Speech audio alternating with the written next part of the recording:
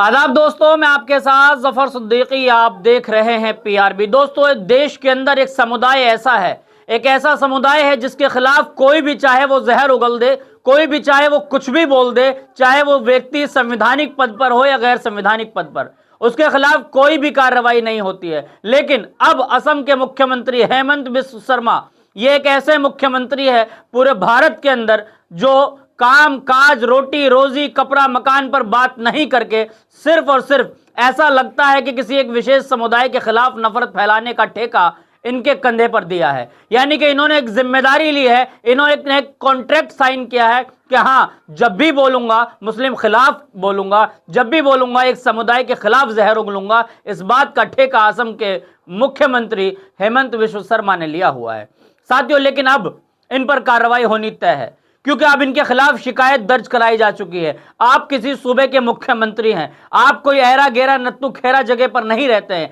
आपके कंधे पर एक जिम्मेदारी है। आपको किसी ने वोट दिया चाहे नहीं दिया, आप सभी के मुख्यमंत्री हैं। आप किसी एक विशेष समुदाय को लगातार निशाने पर रखते हैं। असम के मुख्यमंत्री को लेकर अब इनके खिलाफ एक शिकायत दर्ज कराई गई है। शिकायत दर्ज किसने कराई है? जनरल मिनर अपने एक्स पर पोस्ट करते हैं कि पूर्व आईएएस हर्ष मंदर ने कराई मुख्यमंत्री हेमंत बिस्व शर्मा के खिलाफ शिकायत दर्ज। बंगाली मुसलमानों के खिलाफ हेट स्पीच देने का आरोप। हेट स्पीच देते हैं जब चाहते हैं कि आतंकवादी है, मुल्ले हैं, पता नहीं क्या क्या बोल देते हैं। कहते हैं कि मियाँ, अगर कोई आपसे रिक्शे वाला 5 रुपए मांगे, यानी कि वो मुस्लिम समाज का व्यक्ति अगर हो, तो आप उसको 4 रुपए दो। उनका आर्थिक बहिष्कार करो, उनको इतना परेशान कर दो कि वो असम छोड़ने पर मजबूर हो जाए। इस तरह की बात एक मुख्यमंत्री की भाषा है, या ऐसा लग रहा है कि किसी गैंग का व्यक्ति है? ऐसा लग रहा है कि व्यक्ति किसी गैंग का सरगना है, जिस तरह की भाषाओं का प्रयोग किया जाता है। लेकिन सवाल इस बात का है कि इस तरह के मामलों में जब सुप्रीम कोर्ट सुओ मोटो लेता है, तो आखिर इस पर सुओ मोटो क्यों नहीं लेता? इस पर भी लोग सवाल उठा रहे हैं। लोगों का कहना है, एक एक करके तमाम बयान सुनाने जा रहा हूं। जनरल मिनर की खबर हमने आपकी स्क्रीन पर लगा दी। अब दूसरी खबर किसकी है? दूसरा बयान किसका आया है? बयान आया है महुआ मोइत्रा। ये टीएमसी की बेबाक सांसद है, जो सड़क से लेकर संसद तक लगातार बोलती है। कोई भी देश का मुद्दा हो, संसद के अंदर बेबाकी से इन्होंने आवाज उठाई। इसी तरीके से देश की सड़क से लेकर संसद तक महुआ मोइत्रा लगातार बोलती हैं। उन्होंने लिखा कि कुत्तों के मामले में स्वयं वो संज्ञान लेने वाली अदालतें हेमंत बिस्व शर्मा पर चुप क्यों है? उन्होंने कहा कि जो अदालत है कुत्तों के मामले में खुद वो संज्ञान ले लेते हैं, आखिर हेमंत बिस्व शर्मा के मुद्दे पर यह अदालतें चुप क्यों है? इस पर पोस्ट करी है ये टीएमसी सांसद है महुआ मोइत्रा, जिसको बोलता हिंदुस्तान ने अपने स्क्रीन पर छापा है। साथियों, अब एक खबर और है।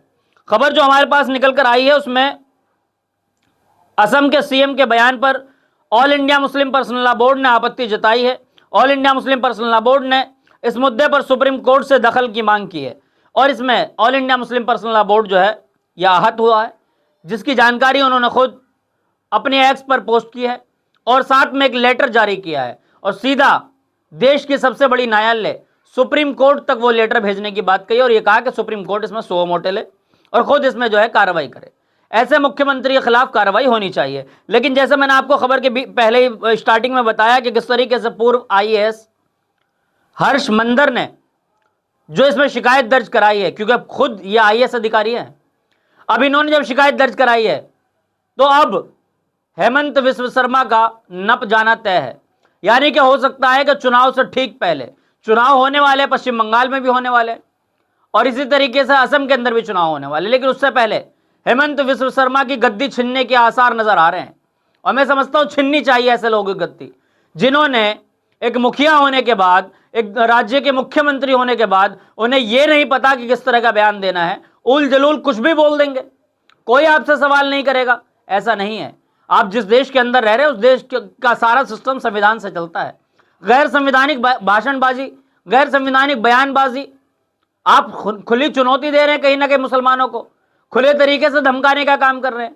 आपकी मंशा क्या है कि मुसलमान 5 रुपए अगर अपनी रिक्शा चलाने की अपनी मेहनत का मांगे, आप उसको 4 रुपए दीजिए, और मैं इतना परेशान करिए, उनका आर्थिक बहिष्कार करिए। इस तरह की भाषा एक मुख्यमंत्री की होनी चाहिए? मुख्यमंत्री है या वाकई आप किसी गैंग के कोई हिस्सा है? ये ठीक नहीं है असम के मुख्यमंत्री जी। और इस पर जिस तरीके से अब शिकायतें दर्ज हो चुकी है, इस पर महुआ मोइत्रा का जो बयान है वो हमने आपको दिखा दिया कि किस तरीके से महुआ मोइत्रा ने जो इस पर तंज कसा है। All India Muslim personal law board जो है वो सीधा सुप्रीम कोर्ट से मांग कर रही है कि सुप्रीम कोर्ट इसमें सुओ मोटो ले। इसी तरीके से हमने आपको बताया कि लगातार किस तरीके से अब इनके खिलाफ लोग आवाज़ उठा रहे हैं। पूर्व IAS ने जो है इनके खिलाफ शिकायत दर्ज करा दी है।